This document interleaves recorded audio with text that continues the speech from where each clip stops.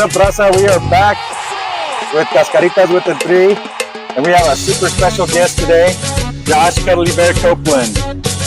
This guy, I've known him for what, 6-7 years? 7? No, it's got to be more than that. It's been a while. It's been a while, but hey, what a treat to have him here in front of First Bank Center.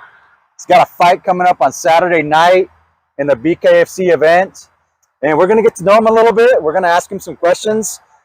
Mostly fun questions, mostly things that he probably is not going to have a clue what to say, especially on Mexican soccer, but we're going to ask him anyways. So, first of all, dude, thank you for coming. We appreciate it. Thank you. But tell us about yourself, dude. Where are you from? How old are you? Are you originally from Colorado? Give us some of those things. Yeah. My name's Josh Copeland. I grew up in Mountain Home, Arkansas. I was born in Idaho, and I grew up in the Bible Belt. I actually went to college for youth ministry. I've always had a big heart and a passion for people. And one thing led to another. When I was in college at Dallas Baptist University, a friend of my history class, he asked me if I wanted to go do jiu-jitsu.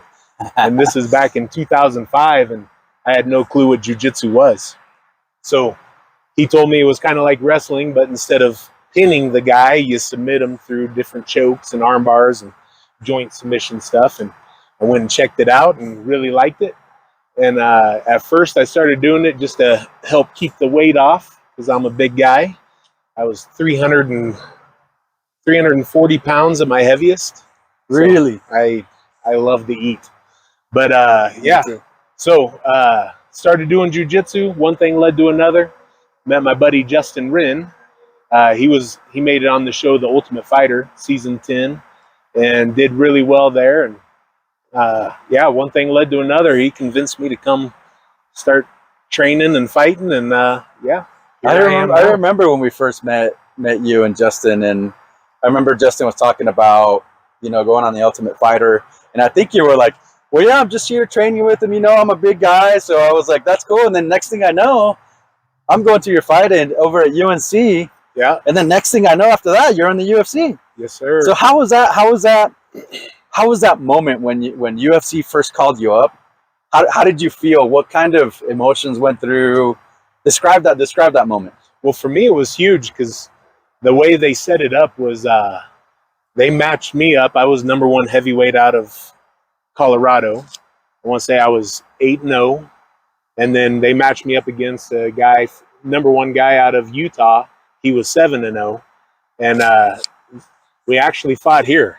Yeah, and it was my first televised fight. And the UFC said, "Hey, whoever wins this is getting the call up." So I was lucky, got the first round knockout, and came away with a UFC contract. And yeah, the rest is it. I was blessed. Yes. Yeah, man. That was great, man. When I saw you fighting, I was at home. And I don't know if you remember our other buddy that was there when we met you. His name was Blair. He's like, dude, you remember Josh? I was like, Josh and Justin? He's like, yeah, check it out, dude. He's fighting in the UFC. I was like, oh, man. So, yeah, we were talking about that the other day. And I was like, hey, I'm going to go interview Josh. And I was like, he's like, tell him I said hi. So I love that. Blair says hi. And but, yeah, dude, I'm going to ask you some questions about food. Okay. And you say you like food, right? I do. So what is your favorite food as a whole? What can you eat all the time? And then what is your favorite Mexican plate? Hey, I'll say food that I can eat. I'm a meat eater. Yeah. And I love red meat. And my favorite food ever is just a perfect medium rare ribeye. Ooh. But not the small ribeyes. I like the bigger ones. It's got to be at least 2 pounds. Yeah. That's I've won a lot of eating challenges. I didn't know that. Yeah. Well, that's good. Sauce or no sauce? Steak sauce or no steak sauce? As long as it's cooked right, no sauce. No sauce. Okay. And if it's not cooked right, A1? Then sauce. Yeah. Then sauce. Then you have to. What do you put on the side with the steak? It's a good question. Mashed potatoes, maybe? Yeah, I eat it all. Mashed potatoes, asparagus, usually whatever's there, I'm chowing it down. So you went on Saturday night. What are you going to chow down? Probably some cervezas first, and then you said you didn't speak Spanish. Look at that. yeah, I mean, we'll see where the night leads there. Nice, man. I'm an equal opportunity Heck food yeah. eater. So, What about Mexican plate? What do you like Mexican food? I like chicharrones. Ooh. I just ate those the other night. My buddy George made up some fresh ones, and those were awesome. I like the chili rellenos. Nice. I mean, you can't go wrong with the fajitas too. So. No, man. You know what? The chicharrones has been a first. Really? We ask a ton of like athletes and Mexican athletes, right? None of them say chicharrones. Yeah. And chicharrones are really good, right? Yeah. Especially where we're from. We make chicharrones all day in Chihuahua, but that's great, man. So the next question we ask people is, what type of music? You know, what type of music do you listen to? If you're training, what are you listening to? And then before the fight, what do you listen to get pumped up? Yeah. And then just driving in your car, what do you listen to? What type of music? I do a manly sport, but I don't listen to manly music. I am not a rap guy. I'm not a hip hop type person. I don't know. I like more upbeat. Yeah. Happy Disney music. Disney soundtrack. Disney soundtrack. Yeah. I Cruising can, to Frozen. yeah, I can identify. I've got 2 little girls, so I listen to Disney Plus music. It's not bad music. No, it's good music. It's good music. I mean, there are some of those soundtracks that I'm like, this is good stuff. Yeah. I don't know why it hasn't gone platinum or gold or whatever it is, but when I fought at Madison Square Gardens for the $1 million, the only thing we had back there was basically the Greatest Showman music soundtrack. Yeah. For some reason, that gets me pumped up. It does. I mean, there's some pretty pumped up stuff in there. Like, you've seen that movie? Yeah, like you know, you can do it. Yeah, This is me. Yeah, you're right, dude. There you go. Hey, you learn something new every day about UFC fighters and what they listen to, right? That's great, dude. That's awesome. And so, you know, we do a lot of soccer stuff, dude. Yeah. Give us your knowledge about soccer. What do you know about soccer? It's actually called football. Yeah. Man, I dated a girl who played soccer. Ooh, there you go. And I liked her a lot. That's enough interest, right? Yeah. She I actually enjoy I'll say soccer.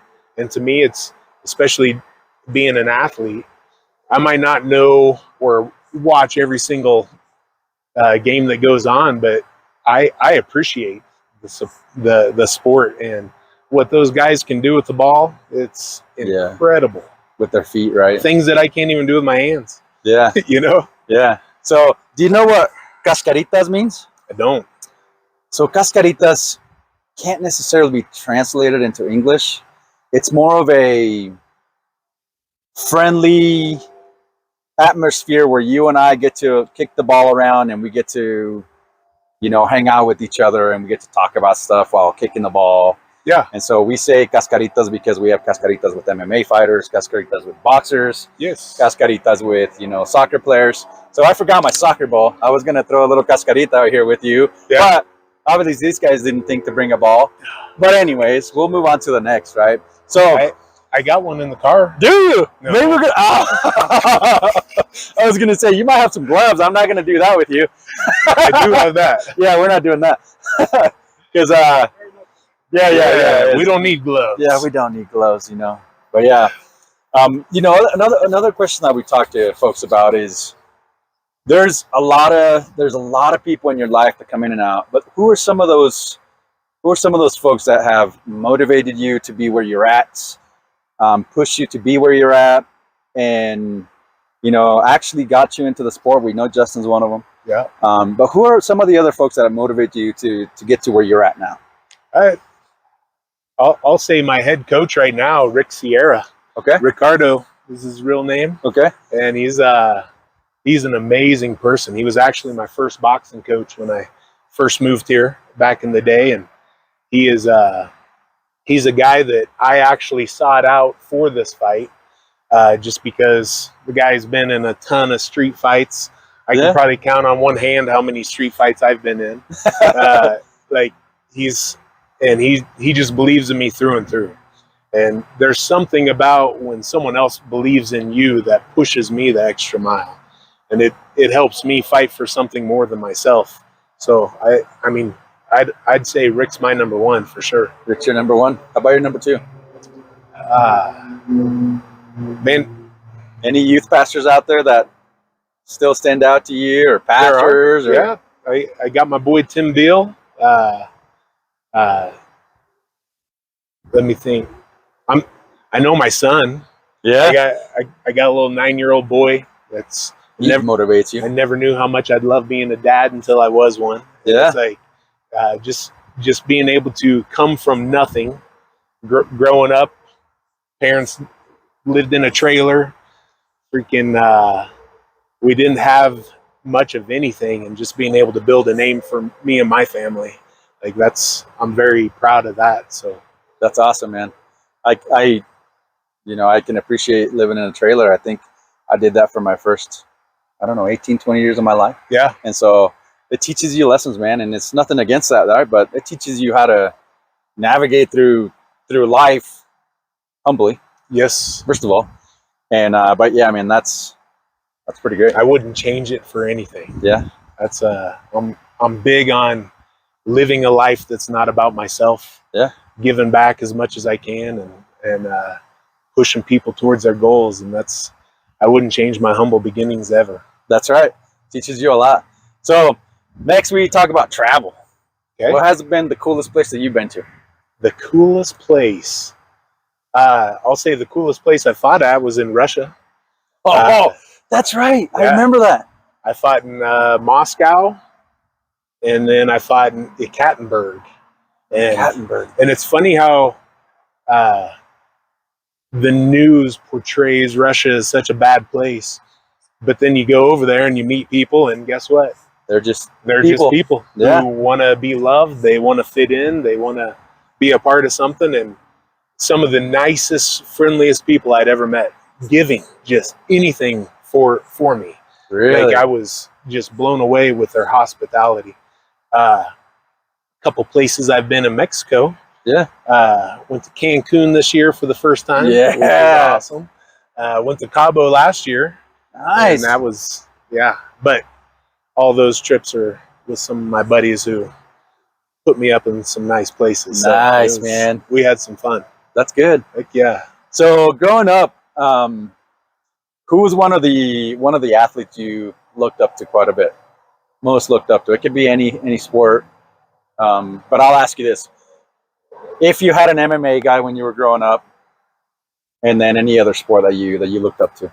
So I know growing up in Arkansas, we didn't have pro sports. Right. So my dad brought me up as a Colts fan, and okay. I was always a huge Peyton Manning fan. Okay. And, so I've always, dude, I don't get nervous around a lot of high-end athletes, being around them and whatnot, but if I was around Peyton Manning, I probably wouldn't know what to say. Start stuttering, and I stutter anyways. But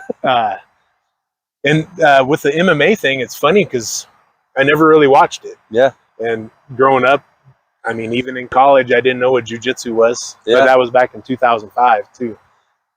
But I know, even to this day, like I don't follow. I think we chatted about it on the phone. Like, yeah.